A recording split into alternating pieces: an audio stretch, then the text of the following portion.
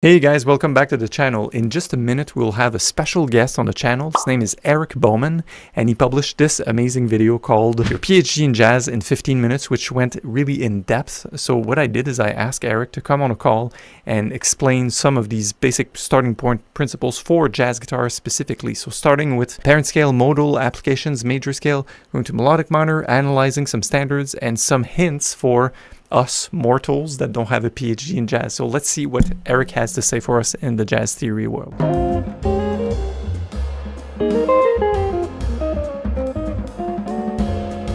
All right, I'd like to welcome Eric Bowman to the call with us. So I found Eric through his YouTube video called PhD in Jazz Theory in 15 Minutes, which it blew my mind. It was very complete, very thorough, and I wanted to see if we could interview Eric, because I'm like, okay, I'm just a jazz guitarist, and for people that are just getting into that kind of harmony, that are not necessarily familiar with a lot of standards, what's the best place they could start with first principles? Like you started with the harmonic series, which was awesome, and then how can we build stuff on top of that so it makes sense for an improviser, a comper, and also makes sense for understanding the chord movements from one to another into any good old standards. Sure. Yeah, I mean, the video basically starts with the harmonic series. And for those of you who don't know, it's a mathematical formula, and it's a pattern that shows up in any resonant sound. And the first interval in the harmonic series is an octave. And then after that, you have what we would call a musical fifth, like the fifth note of a scale. And that fifth is the foundation for Western harmony, and you hear it all over the place. Most chord movements from out in jazz, I would say, especially straight ahead jazz, moves in fifths or fourths, sometimes stepwise. Right. So understanding that and understanding how all of Western harmony came from that fifth, I think, is important. Even the major scale, you get the major scale by stacking fifths, and I have a 25 key keyboard here, but basically if I stack fifths, that interval, and then I can hit the octave key here. Nice. All the way up to F sharp. If I were to narrow down that range into an octave, I'd get a major scale. And that major scale is going to get you a lot of mileage. You know, the major scale, you really actually use it over most chords in jazz. You know, I think jazz has a reputation for having too many chords, too many scales or whatever, but you can really get by like maybe 90% of the way with just the major scale. But tell me, I have to take you up on that. What about this F sharp in the harmonic series? How do you explain that? In the way you played the consecutive So fifths. the F sharp. Yeah, I think I lost your connection. Actually, it looks like your image froze. Oh, sorry. How about now? Hang How on, about this? let me check my connection. I'm still recording on my. Yeah, it's good now. It's a little bit degraded, but. So sorry, what was your question again? My question is, I noticed when we do stack the fifth, we get the C and the G and the D, the D and the A. Then after that, it gets iffy because we get a B and an F sharp. So how is that explainable from a modal standpoint? Right. So if you were to shrink that sound, let me go back down here, all the way down into the narrowest octave, and if you were starting on C, you'd get this scale. And it's almost like a major scale, and you could say it is a major scale, but it's a different kind of major scale. It has that F sharp in it, whereas normally in C major, you'd have an F natural. Right. And so basically, that's just a mode of G major. If I were to move my starting note to G, you know, I have F sharp within the key. Right. Got it. Yeah. So you can get different modes from that major scale, and those modes you can play over a lot of different chords. So One thing I talk about in my video is the phenomenon of a parent scale, which apparently is kind of a foreign concept to a lot of people based on the comments. But basically, the parent scale will tell you what type of extensions to put on a chord. So it's actually kind of simple. If you have a major chord, your parent scale is the Ionian mode, which is just that major scale that most people know. Got it. If the chord symbol is minor, and that could be minor 7, minor 9, minor 11, all of those will be Dorian. Okay. And then if it's a 7 chord, any kind of dominant chord, like a 7 chord, a 9 chord, 13, then you have the parent scale is Mixolydian, and that's the fifth mode of the major scale. So that would be as that lowered seventh. Got it. So it means that essentially your three parent scales, you're saying, are the scales built on the 2, second degree on the 5, and on the 1 of the major scale. Not so surprisingly, right? Because that's the cadence. That's the cadence in mainstream Right, jazz. yeah. So like in C major, like if you were playing a tune in C major, you'd probably see, especially if it's a straight ahead jazz chart, you'd probably see like a 2-5-1 in C major, and you might see D7 to G7, or sorry, D minor 7 to G7 to C major. And so over that D minor chord, you'd be playing D Dorian, the second mode of C major. Over the G7 chord, you'd be playing G Mixolydian, the fifth mode of C major. And then, of course, over C major, you're just playing the first mode, Ionian. Got it. Great. And where do you go from there after we look at it from both a parent scale view, which it means D Dorian is all the natural notes, right? D, E, F, G, A, B, C. Then G is the same. It's all the notes. So we can say all these chords have the same parent scale. So people will say, well, why not just think I'm improvising C major? Is that an approach you would take to summarize all the chords to the same key, or do you still refer to the concept of modes in your own composition and playing? Well, it starts becoming useful, this idea of thinking of a parent scale, when you start adding more extensions, like past the seventh. So this was a commonly brought up point from the comment section of my video was, some people would say, like, if you're in C major, let's say you see an E minor chord, right? Well, I just told you that Dorian is the parent scale for minor, but some people would say, like, if you see an E minor chord in C major, you should be playing Phrygian, the third mode, right? Because we're just staying in C major. Right. And that has a flat 9 in it, right? F natural. F natural, right? Mm-hmm. But what if you're playing a chart and, like, let's say you're in C major and you see an E minor 9 chord? So do you that's play an F sharp. natural or an F sharp? Yeah, you would expect to hear an F sharp in that chord. If it were a minor flat 9 chord, ouch, it's very dissonant. And there's nothing wrong with it. You could definitely make that sound musical if you finesse it. But if you were writing that chord and you were reading it in a chart, the author would probably expect you to play an F sharp there. Got it. So same with if it's followed by an A7, so E minor 7, A7 both have the parent scale of D major, right? Mm-hmm. And then back to your D minor 7, G7 to recap home. Okay. So that's a good starting use of parent scales when it's non-diatonic.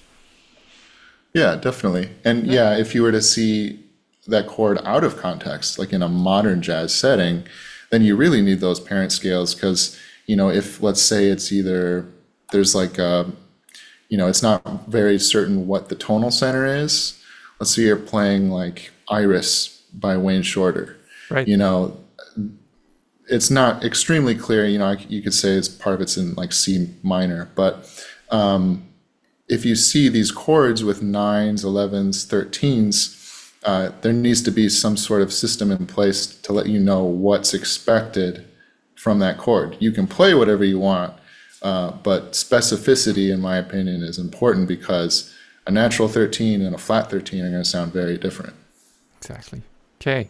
Wow, that's a great thing. And also, I'm reminded maybe some Chick Corea tunes, like Windows and stuff like that. They just go places and go, what's that? And we would Sure. default to probably a minor 9. That's more common. Mhm. Okay, very good. And where do we go from there? Say we built a major scale. We understand the concept of parent scale for modes, so the 3 main ones.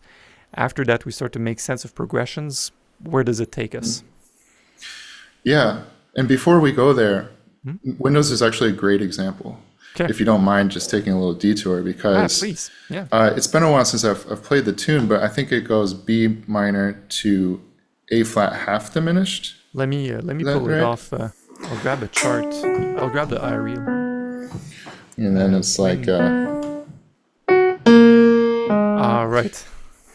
so over that half diminished, I think the melody actually, and it might be once it's at the C sharp 7 chord, but let's say you're playing this tune and you get to G sharp half diminished. What's the parent scale for that? And this actually kind of answers your previous question as well. Where do we go from there? Well, melodic minor is also really important in jazz. And it's applicable to a few chords. I'd say maybe the most common one is that G sharp minor 7 flat 5 or half diminished. Oh, And yeah, so you can see in measure, here, is that right? 6? Yeah, well, the next measure you see an A sharp. right. And Here. most of the time, well, the 2 measures before, Oh, this guy. the last measure of the first line. Oh, these two. Sorry, Yeah. my bad. Okay. Yeah, that A sharp right there. That's a natural 9. And most of the time when people are improvising over a half diminished chord, it's in the context of a minor 2-5-1, right? It is, yeah. So in this case, like you might see, let's say you're playing an F sharp minor, you might see that G sharp half diminished chord. And in the key of F sharp minor, you have an A natural, not an A Right. sharp.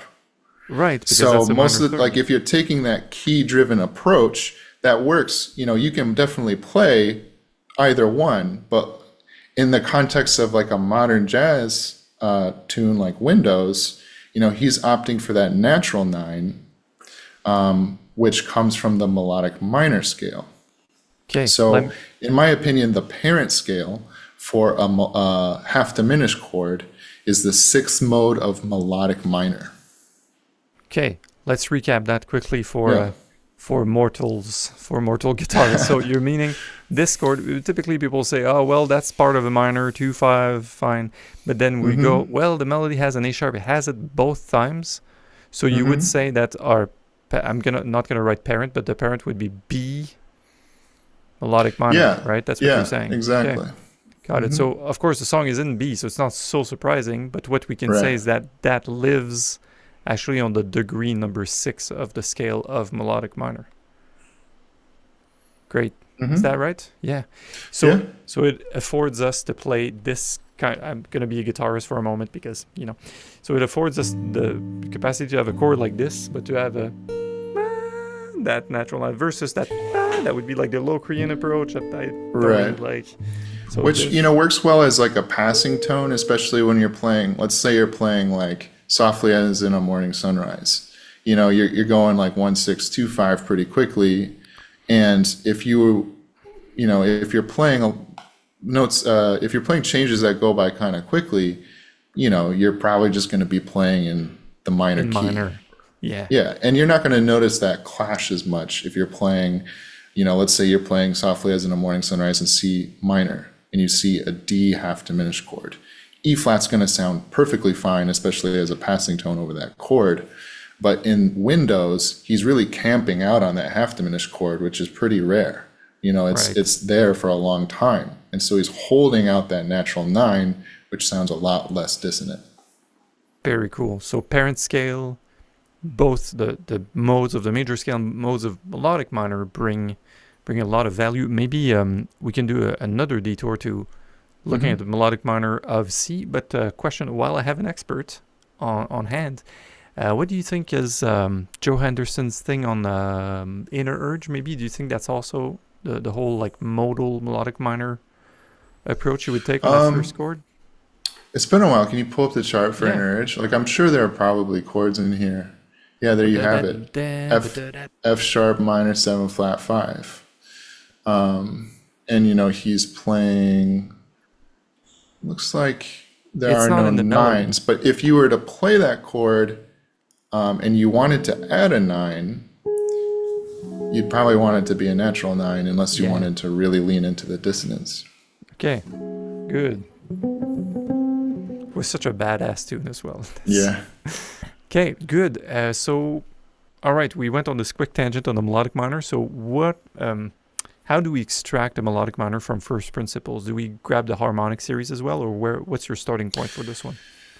It kind of exists in the harmonic series, because if you play all the odd ordered harmonics, meaning like the first, third, fifth, seventh, it'll spell out a dominant sharp 11 chord. Right. So this is going to be kind of hard to do with my tiny keyboard, but let's do it in C, sir. Let's do it down an octave. So down there, then you'd have the third harmonic there, fifth harmonic here, seventh harmonic here, ninth, and then 11th harmonic. And that's G melodic minor. That's what you're saying. Aha. Exactly. Got you. So it's like the harmonic series of C's spells the fourth mode of G melodic minor. Mm-hmm, exactly. Neat. Yeah, and it's like it's higher up there than the major scale. You get it from just that first unique interval of the harmonic series, right? That fifth, and you just keep repeating it. Mm-hmm.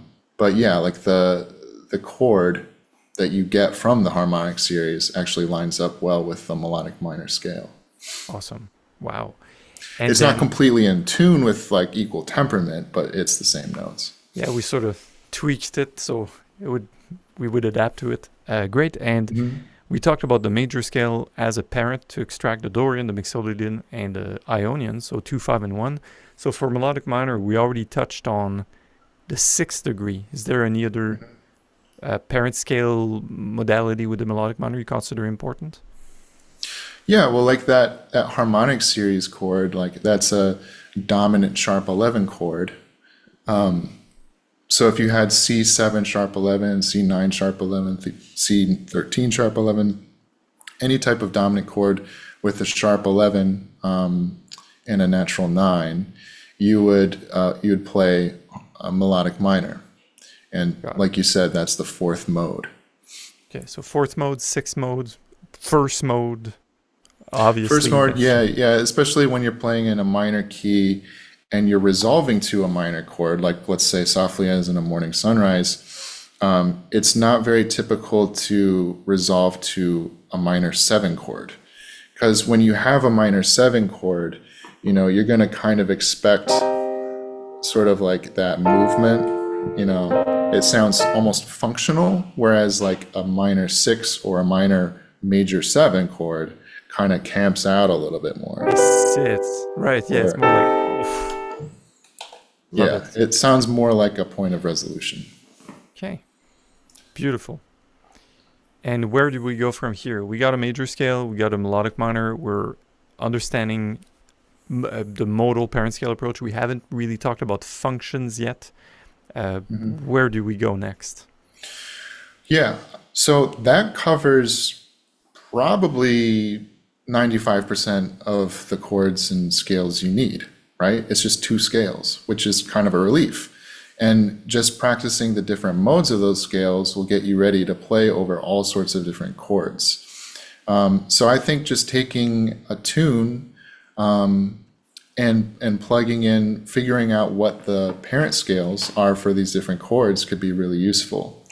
Most of the time it's going to be the major scale, and then for some of those juicier chords you might see melodic minor as well. Beautiful. Do you have a tune in mind you'd like to look at quickly? Trying to think of a good one that might have a mix of both. Maybe Wayne Shorter. Wayne Shorter stuff. Wayne Shorter is going to be a lot of melodic minor. Well, it would be both. We could look at a Wayne Shorter tune, but to keep it simple, let's do something maybe like Someday My Prince Will Come.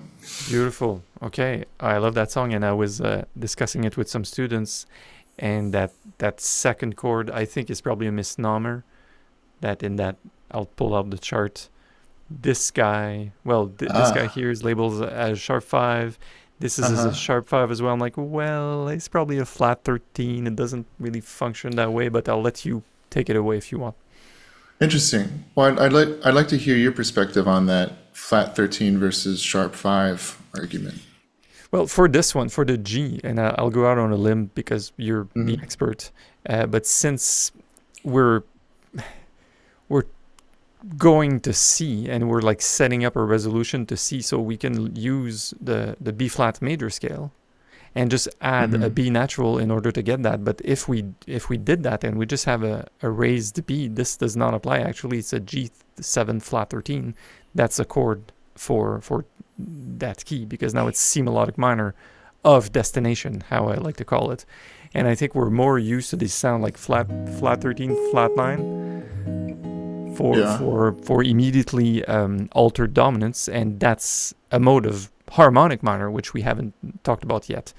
So that's Yeah. why I would think, well, my perspective on it is, well, let's call it a flat 13, and at least we Hmm. preserve the D natural in there, and we have an E Okay. flat, right? So, but it's not the ultimate view on it, but I'd be happy to hear Yeah. your take. Yeah. I mean, you're going to get a different answer from every jazz musician, which, I think is great. Like, there's no right answer for sure. And another interesting thing that someone brought up, because I was mentioning scales in my video, and I said, once you've got the major scale and the melodic minor scale, that's about 95% of it. And I talk about diminished and whole tone. Oh, right. And then I say, oh, there's other other scales too, like melodic minor, melodic major, that are also used, but I said they're very rarely used. And someone from Brazil actually said, oh, in Brazil we play harmonic minor all the time. And that's probably true, because a lot of the time in, let's say, maybe like a more traditional or like folk music, if you were in a minor key and you were playing a melody over the 5 chord, I would say it is pretty common to be playing harmonic minor, right? So like if I'm in C minor, and then I go to the G7 chord or G7 flat 9, the velocity is really sensitive on this keyboard, but yeah, bear with me. Anyways, if you could play over that G7 chord a lot of different options, right? And one of those options is C melodic minor. So you could play,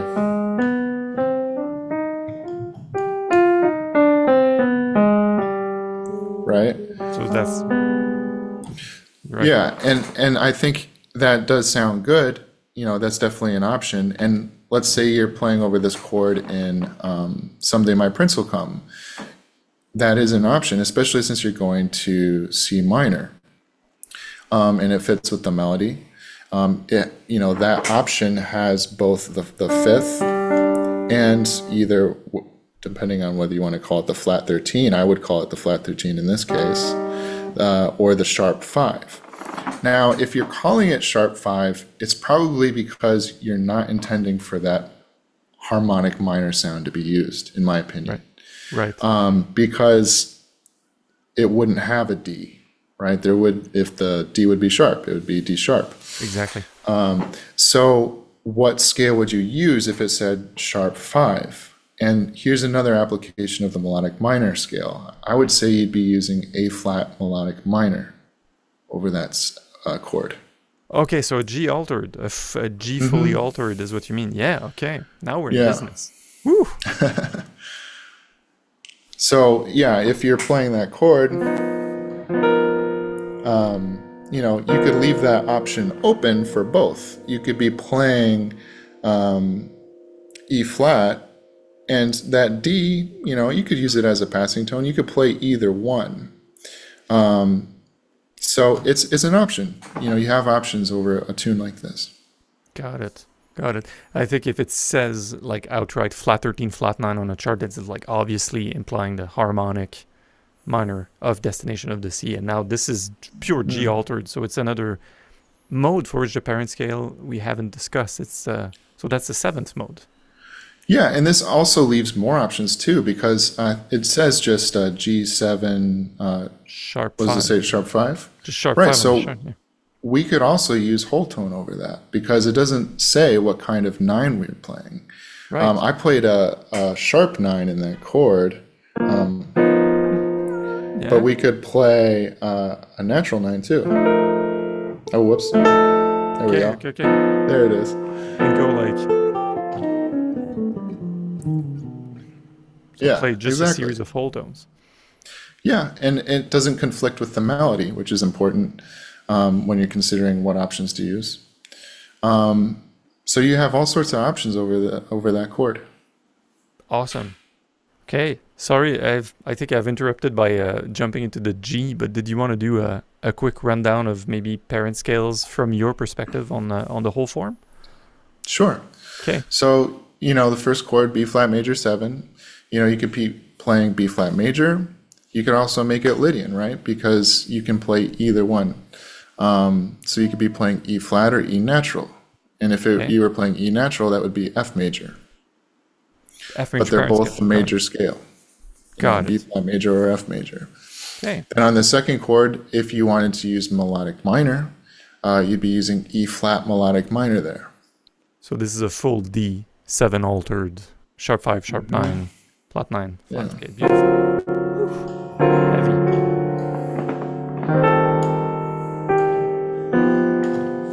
And that one is for sure Lydian, right? Because of that A note. Yeah. Okay. Yeah, so you see a chord like this, this is where you can kind of use a key-driven approach where, okay, we're on the 4 chord, I can just play B flat major over this, which is E flat Lydian. Parent scale again. Okay, beautiful. I love the way you think. So easy.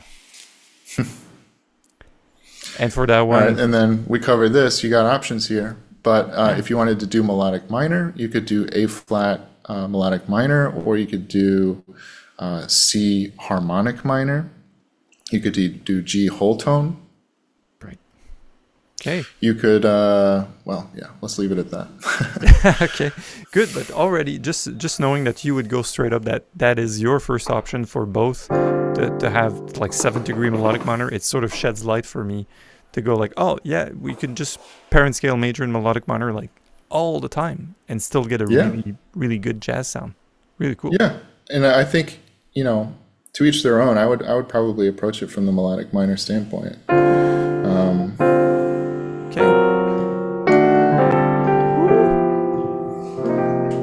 And then that brings us to C minor 7. Yeah. Once again, we're still within the key of B flat major. This is the second mode of B flat major. Dorian, C Dorian. Easy. That's going to work well there. Okay. And we already covered the G7 sharp 5. We're back to C minor 7. F7, same thing, B flat major. We're still in B flat major. And then here's where it gets a little interesting again, because on D minor 7, this is the 3 chord. So once again, we have options. We could play the parent scale of D minor 7, which would be C major, right? Okay. This is D Dorian. Or because we're in B flat, we could play Phrygian, D Phrygian. And the difference is whether you want to stay in key or whether you want to play the most consonant option. Because if I'm playing D minor, let's say I'm playing D minor, let's play a simple voicing. If I'm going to play a 9 and sit on that note, the E is going to sound a lot more consonant. If I play an E flat, right, that's really dissonant. But if you're playing it as like a passing tone,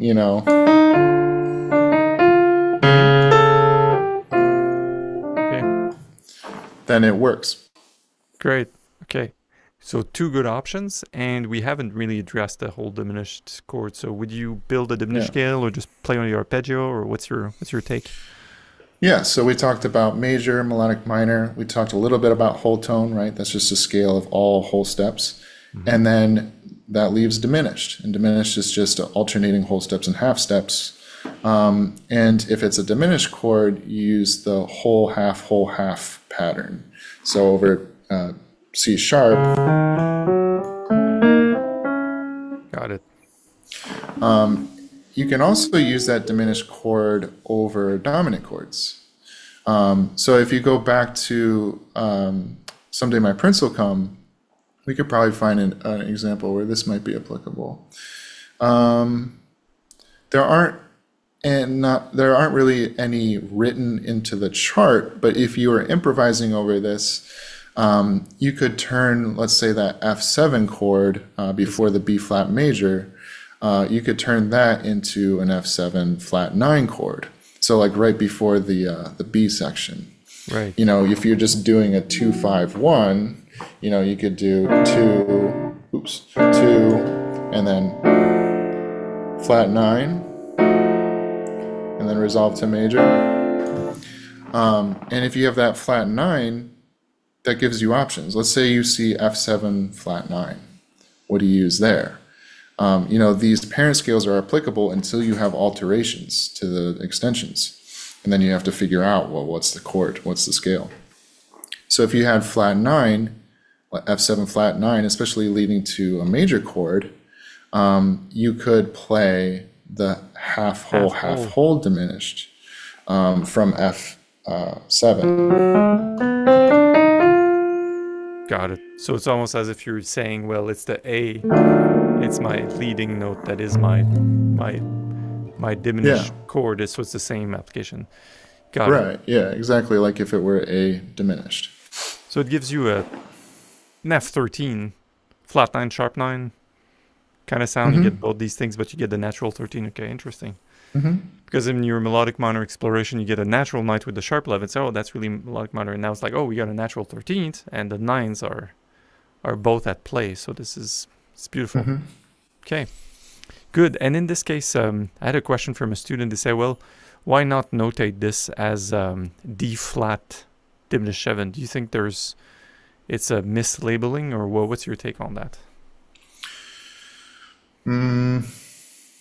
What's their rationale? Because it's sort of like it's more related to D minor than it is C minor? No, just because it's going down. The bass is like da da da. So I was just looking at this like, well, it's.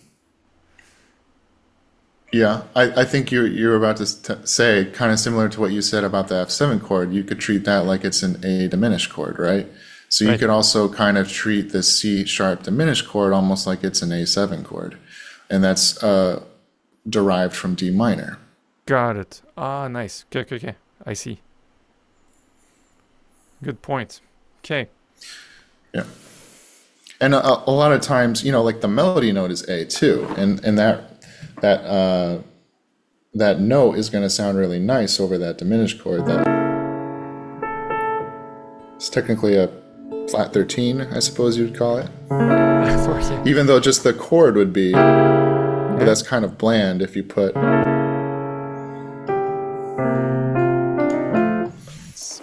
Nice. Okay. I gotta, what's the word, concur with you, because I went like plainly looking at D, C sharp, C. I'm like, oh, it would have been descending, but seeing in the light that it would be a D minor thing.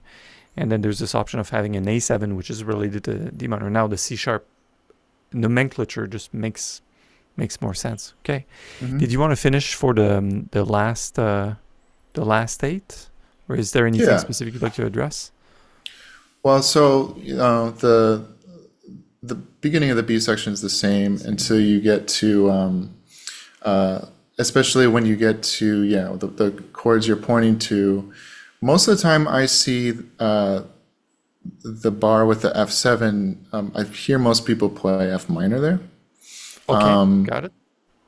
But let's see. Oh, I'm thinking of something else. Yeah, you could go a lot of different directions with this. So, you know, I gotta remind myself.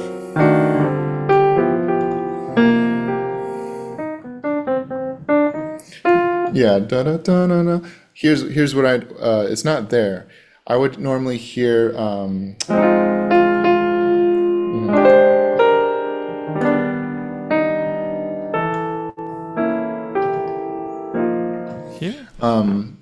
I would hear a 2-5-1 to the 4 chord. So in where it says B flat major 7 to D7 sharp 5, yeah, you could also play F minor 7, To B this B flat 7. flat. And they put that in the top. It looks like it's kind of like another option that Okay. people use. But yeah, I usually think of that as a 2-5-1 to E flat major. But interestingly, in the last 4 bars, yeah, this E flat major 7 chord, they don't notate it. But look at that. We got a B natural. Yeah, what's that? You would consider also another melodic minor mode, or it's just like an appoggiatura harmonically? Like, what's your take?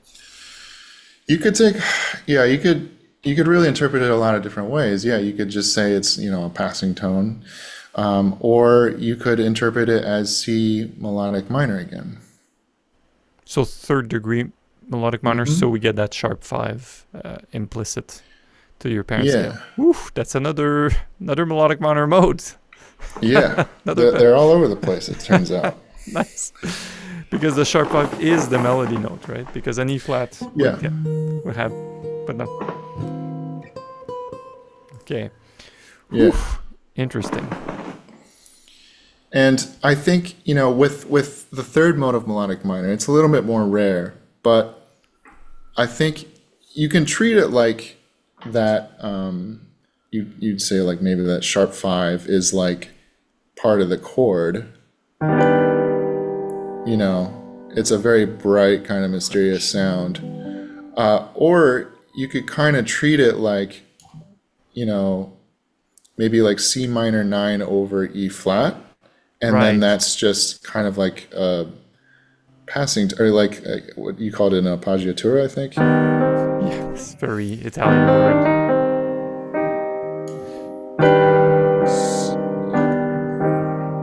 So like they put a, oh my God, my brain hurts. So a G major triad. That's part of the Resolving to C minor. Yeah, Yeah. so it does make sense. Okay.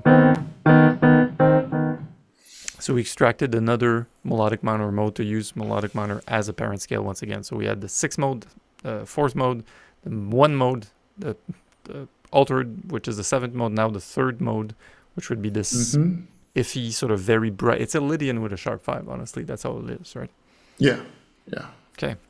All right. And after we got that down, so we created a secondary 2-5 that's implicit here with our B flat. So make this an F minor instead and run to that thing and then do whatever we will with that. So third mode melodic minor of C, and then here treat it the same as we did treat this one, or do you have any other?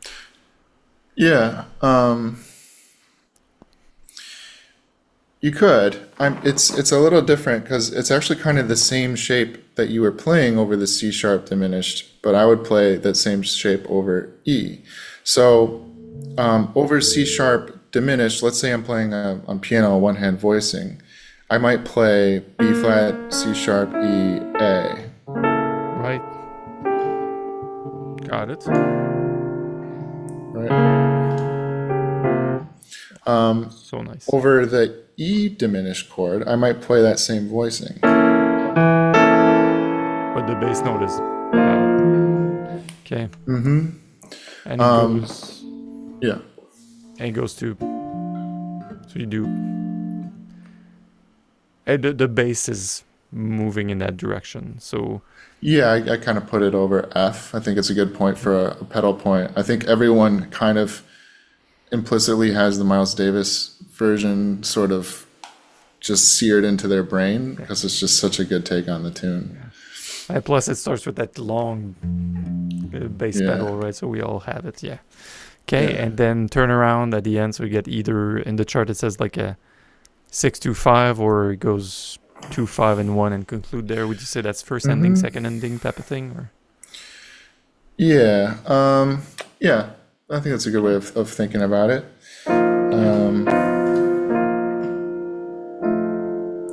I think, if you wanted to keep the pedal point going, you could kind of have like,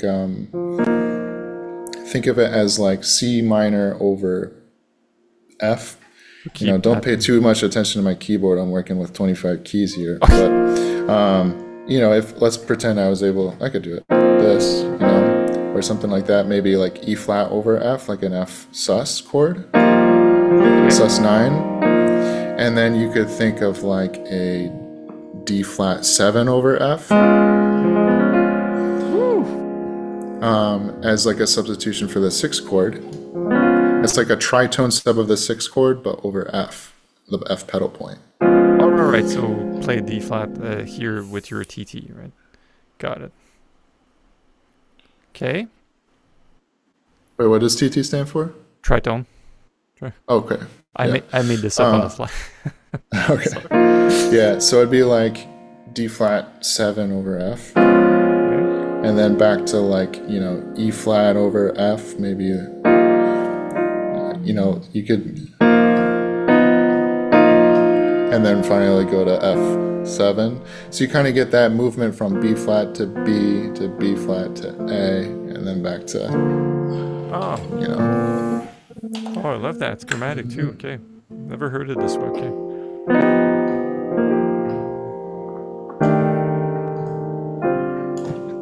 Yeah. Thank you. That's what PhDs in jazz give you. It's that look at the inner movement. I love that. A little spice. Okay.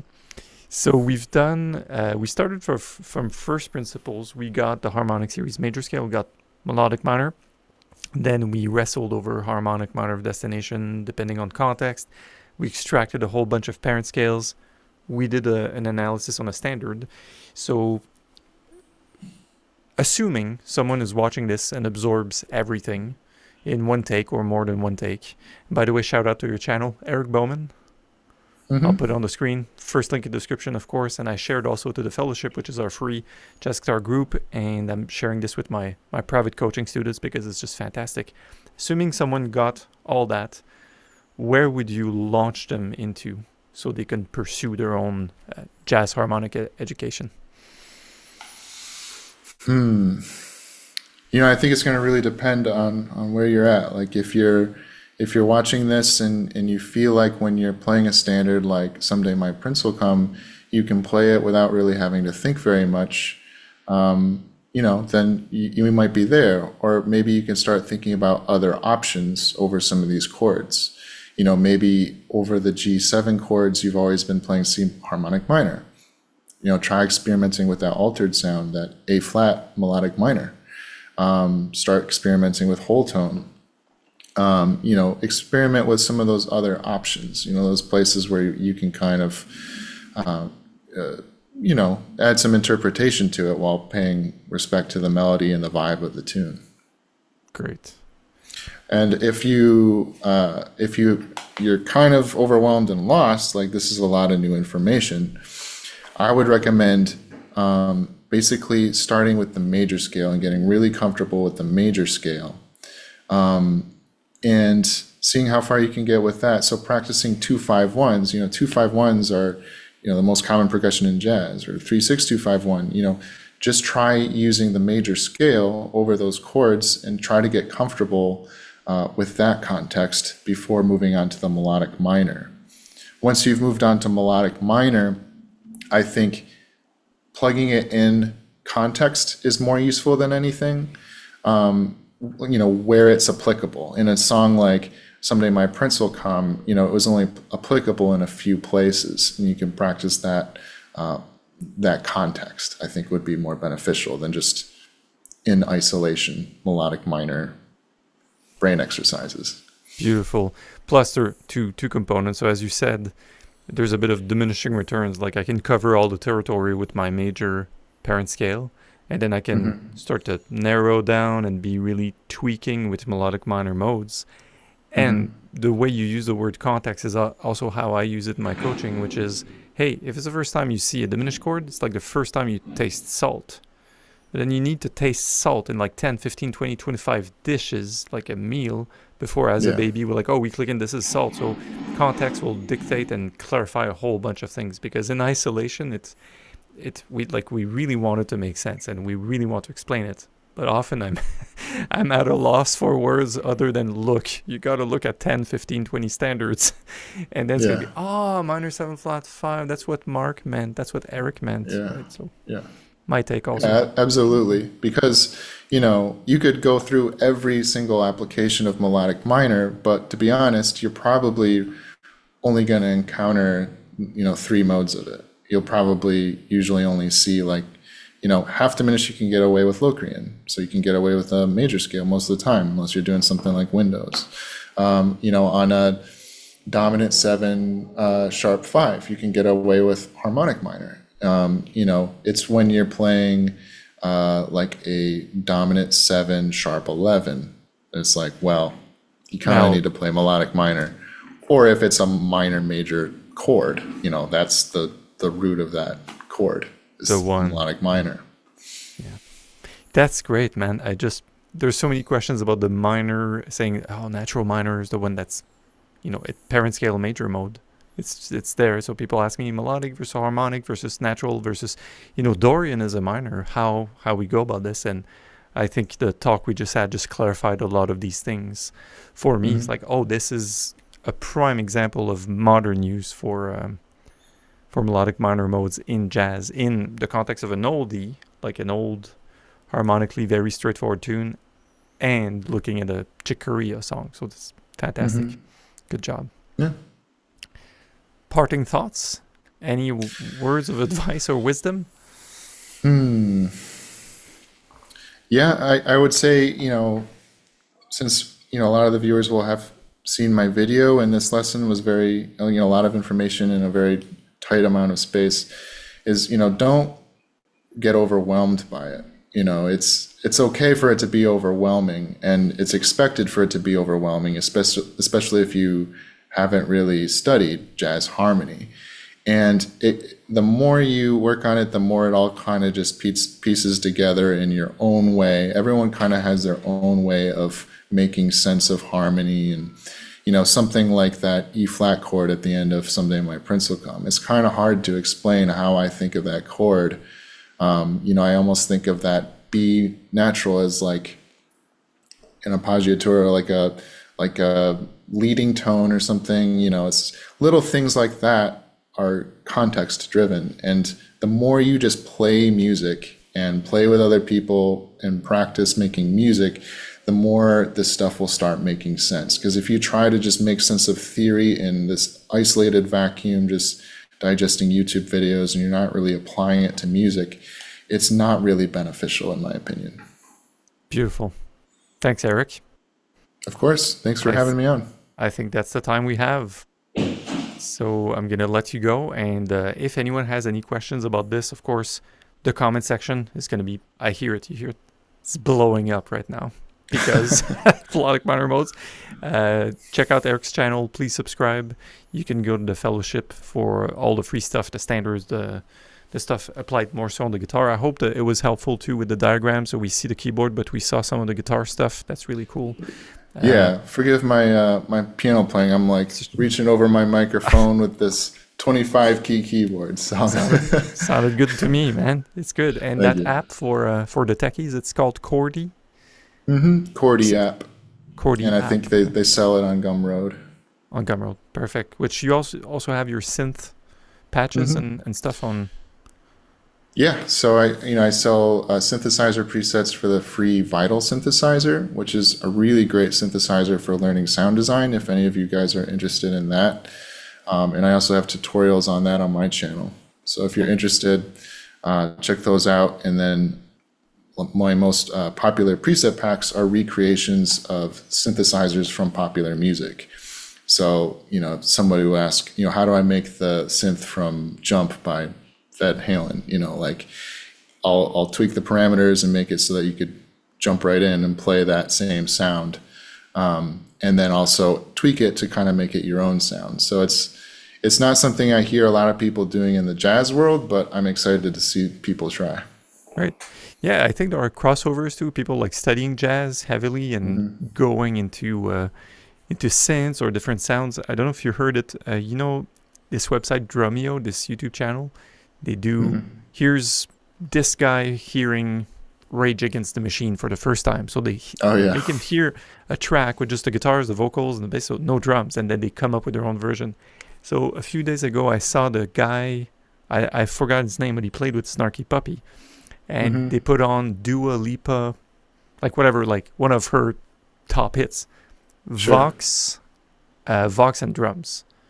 And he just made it on the fly. I'm pretty sure he's got like the temperament, like you for tweaking synths and stuff, because he came up with stuff that was like clavinet sounding and what's the Moog bass. I'm not a piano guy, so that's something to check out for. So I have a lot of respect for that kind of craft as well, even though it's not like playing mainstream standards and whatever. It's a cool thing.